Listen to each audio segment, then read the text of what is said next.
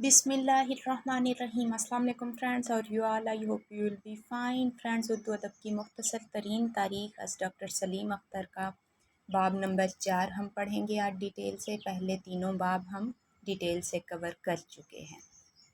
बाब नंबर 4 इस्लाह ज़ुबान।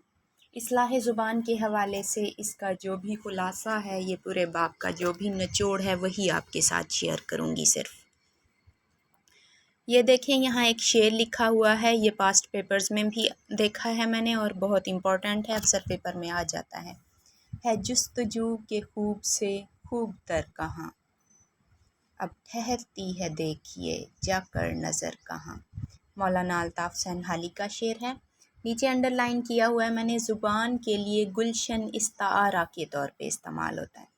इस्तारा की तारीफ़ तो आप सबको ऑलरेडी मैंने पढ़ाई हुई है, और अगर किसी को नहीं आती तो वो पिछले लेक्चर्स में सुन के नोट कर ले। अच्छा जी, इस्तारा ज़ुबान के लिए गुलशन इस्तारा कैसे इस्तेमाल हुआ है। जिस तरह एक गुलशन बनाने के लिए माली, गुलशन के मालिक और बहुत सारे लोगों की ज़रूरत होती है, पानी और क्यारियाँ वगैरह बनाई जाती हैं, मुख्तलिफ़ तरह के पौधे लगाए जाते हैं। हर तरह के पौधों को अलग अलग से उनको, किसी को रोशनी ज़्यादा चाहिए होती है, किसी को दर्जा हरारत से बचाना होता है, किसी को सर्दी में ढांपा हुआ होता है, आप लोगों ने देखा होगा। डिफरेंट पौधों पर डिफरेंट मेहनत होती है, बहुत ज़्यादा अलग अलग मेहनत होती है। तो वो जब सारी मेहनत होती है, हर तरह के बागीचे में, बाग में, गुलशन में दरख्त पौधे होते हैं, उन सारों को मिला के एक जिस तरह गुलशन बनता है, सेम इसी तरह एक जब ज़ुबान बनती है तो मुख्तलिफ़ बोलियाँ इकट्ठी होती हैं, तरह तरह के अल्फाज इकट्ठे होते हैं, तरह तरह का उनमें रद्दो बदल होता है, तब जाके एक ज़ुबान बनती है। इसलिए ज़ुबान के लिए गुलशन का इस्तारा लिया जाता है। आगे है, संस्कृत के मुद्दा होने की भी यही वजह थी कि उसे नए अल्फाज की ग़िज़ा ना मिली और ताज़ा लहजों के जायके से ना आशना ना हुई, जिसके नतीजे में वो एक तरह की लिसानी फाका कशी का शिकार होकर पंडितों की पोथियों में दफन होकर रह गई।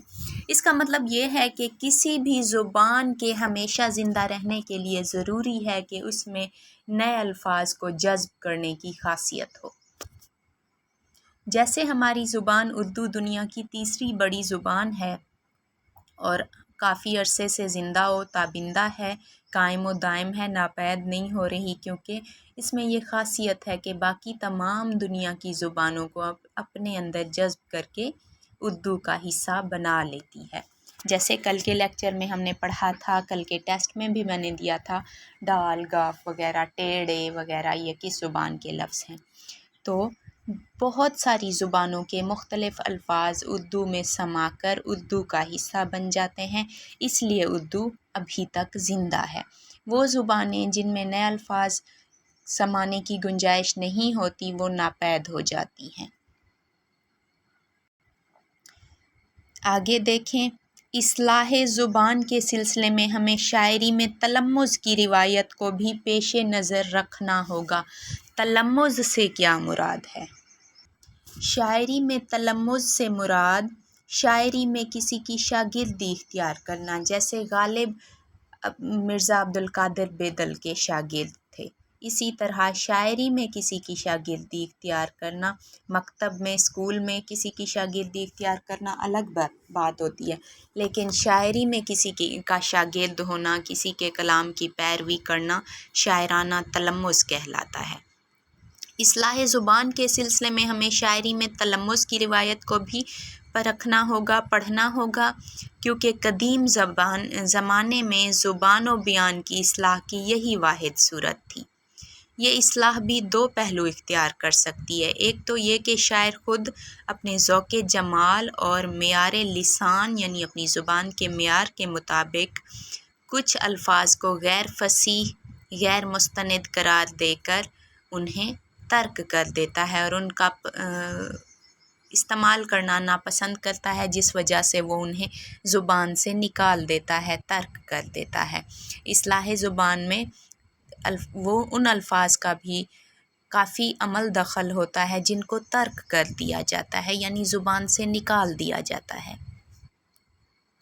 چنانچہ اگر ایک طرف اصطلاح سے ایسے الفاظ خارج از کلام قرار پائے، یعنی زبان سے، کلام سے، ادب سے الفاظ کچھ خارج کر دیے جاتے ہیں ناپسندیدگی کی بنا پہ یا ان کے درست تلفظ نہ ہونے کی بنا پہ انہیں ترک کیا جاتا ہے، تو دوسری طرف تلامذہ یعنی شاگردی کو ان سے احتراز کرنے کی بھی تلقین کی جاتی ہے، جیسے ناسخ نے سینکڑوں الفاظ ترک کر دیے تھے، اور موسٹلی ہندی کے الفاظ اردو سے ناسخ نے نکال دیے تھے، اور ناسخ نے اپنے شاگردوں سے بھی یہی کہا تھا کہ وہ بھی ان الفاظ کو استعمال نہ کریں۔ ہندی کے موسٹلی الفاظ ناسخ نے زبان اردو سے نکال دیے تھے۔ اردو میں معروف شعراء کے تلامذہ یعنی پیروی کے ذریعے سے اصلاح زبان کا عمل زیادہ نمایاں نظر آتا ہے۔ ویسے ایک بات یہ ہے کہ ہمارے ہاں شاعرانہ تلمذ کی جو روایت ملتی ہے، یعنی شاعرانہ پیروی کی تقلید کی جو روایت ملتی ہے، وہ ایران سے قطع نظر شاعر اور کہیں نہ ملے گی۔ ایران سے قطع نظر یعنی کہ اردو شاعری فارسی کی گود میں پلی بڑھی ہے، فارسی سے ہی اردو شاعری کو رواج ملا، اور ایران کی زبان فارسی تھی، اس لیے ایران کے تشبیہات و استعارات، ایران کا طرز تحریر اپنایا تھا اردو والوں نے، یعنی کہ فارسی کی تقلید کی تھی۔ مشرق میں استاد یا گرو کا مرتبہ ماں باپ سے بھی زیادہ سمجھا جاتا رہا ہے، اور شاعری میں تلمذ یعنی شاعری میں شاگردی کی روایت اور اس کی اہمیت بھی اسی سے متعین ہوتی ہے، اس حد تک کہ استاد شاعر کی مقبولیت کا تعین بعض اوقات اس سے بھی کیا جا سکتا ہے کہ اس کے تلامذہ یعنی اس کے شاگردوں کی تعداد کتنی تھی، اور پھر ان میں سے خود کتنے شاگرد استاد بن گئے۔ یوں تو اردو کے ہر بڑے شاعر کے شاگرد ہوئے ہیں، لیکن جن اساتذہ نے شاگردی میں شہرت پائی، یعنی جن کے زیادہ شاگرد تھے، ان میں مظہر جانے جانا، حاتم، سودا، مصحفی، ناسخ، آتش، غالب اور داغ کو خصوصی شہرت حاصل ہے۔ اچھا، اب ان کا نام آیا ہے تو ان کے بارے میں تھوڑا تھوڑا بتا دوں آپ لوگوں کو۔ مظہر جانے جانا،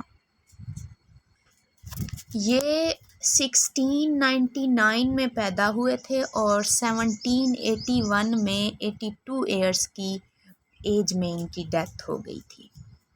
مظہر جانے جانا کے والد کا نام تھا مرزا جان سلطان، اور یہ مغل بادشاہ اورنگ زیب کی دربار سے وابستہ تھے۔ مغل بادشاہ اورنگ زیب کا پورا نام تھا محی الدین محمد اورنگ زیب عالمگیر۔ یہ مغل سلطنت کے چھٹے اور آخری جانباز حکمران تھے، باقی جو آئے وہ کٹھ پتلیاں ہی تھے، اور اورنگ زیب کا دور حیات تھا 1658 سے 1707۔ اچھا، اب آپ خود سوچیں، مغل دور حکومت کے جس بھی بادشاہ کا ذکر آتا ہے، میں اس کا پورا نام، اس کا دور حیات آپ لوگوں کو بتاتی ہوں۔ کتنے مغل بادشاہوں کا آپ کو یاد ہو گیا ہے کہ پہلا کون سا تھا، دوسرا کون سا تھا، تیسرا کون سا تھا، چوتھا کون سا تھا؟ جتنے بھی میں پڑھا چکی ہوں ان میں سے آپ کو یاد ہوئے ہیں یا نہیں ہوئے؟ بار بار ریپیٹ کرنے کا یہی مطلب ہے کہ ان کی جو فہرست ہے مغل سلطنت کے 19 بادشاہ، ان کے اصل نام، ان کا دور سلطنت وغیرہ آپ کو یاد ہو جائے۔ حاتم، سودا، مصحفی، ناسخ، آتش، غالب وغیرہ۔ اب ان ساروں کو ڈیٹیل سے پڑھوں گی تو لیکچر کافی لمبا ہو جائے گا، لیکن ہم حاتم سے ریلیٹڈ صنعت ایہام کو ضرور پڑھیں گے، کیونکہ زبان کی اصلاح میں صنعت ایہام کو پڑھنا ضروری ہے۔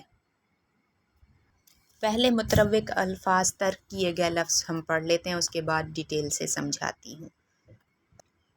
سعادت خان ناصر لکھنوی کا تذکرہ خوش مارکہ زیبا، لکھ لیں۔ تذکرہ خوش مارکہ زیبا کے مصنف تھے سعادت خان ناصر لکھنوی، اور اس تذکرے کو ترتیب دے کر اس کا مقدمہ لکھا تھا مشفق خواجہ نے، اور اس کا موضوع ہے استادی اور شاگردی کے متعلق۔ اچھوت الفاظ سے کیا مراد ہے؟